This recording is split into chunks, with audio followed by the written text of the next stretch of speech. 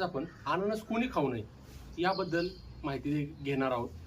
तर ज्यांना रक्त पातळ व्हायची औषधं चालू आहेत त्यांनी अननस खाऊ नये। त्याचप्रमाणे ज्यांना डायलिसिस किंवा किडनीच्या संदर्भात काय आजार असतील तर त्यांनी देखील अननस खाऊ नये। पचनाच्या समस्या आहेत,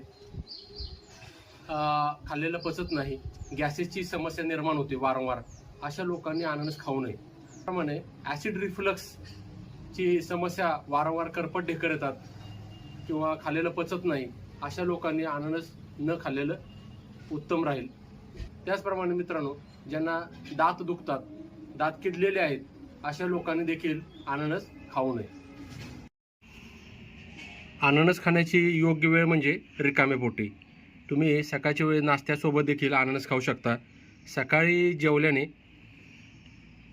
आणि त्याच्यासोबत तुम्ही जर अननस खाल्ला तर दिवसभर शरीर तुमचं ऊर्जावान राहील, यात काही शंका नाही।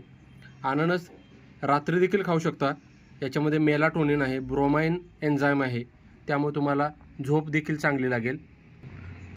जास्त आवडतं म्हणून मोठ्या प्रमाणात खाणं हे देखील चुकीचं आहे, यानं पोट बिघडू शकतो।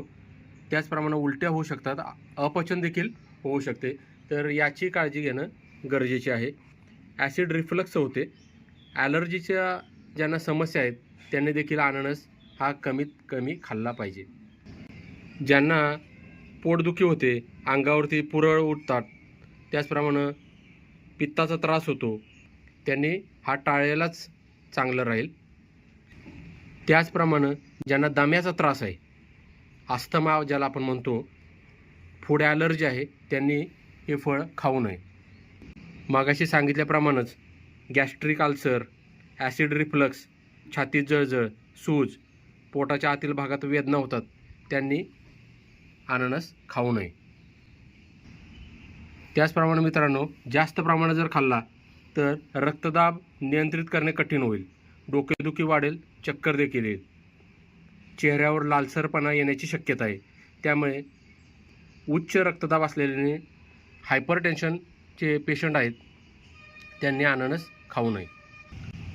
अननसामध्ये साखरेचे प्रमाण जास्त आहे, त्यामुळं वजन वाढण्याचा आणि लठ्ठपणाचा देखील धोका असतो। त्यामुळे कधीतरी खाल्लं तर ठीक आहे, परंतु मधुमेह असलेल्याने, साखरेचा ज्यांना आजार आहे त्यांनी जास्त खाऊ नये, चवीपुरतंच खावावं। हिरड्यामध्ये सूज येत असेल, दातामध्ये अल्सर असतील, संवेदनशीलता असेल, घसा आणि जीभ सुन्न होत असेल तर अशा लोकांनी अवॉइड केलेलं, अर्थात टाळलेलंच चांगलं राहील। मित्रांनो, आपल्याला हा व्हिडिओ कसा वाटला मला कमेंट बॉक्समध्ये कमेंट करून नक्की सांगा। आपल्या चॅनलला लाईक अँड सबस्क्राईब करा। धन्यवाद।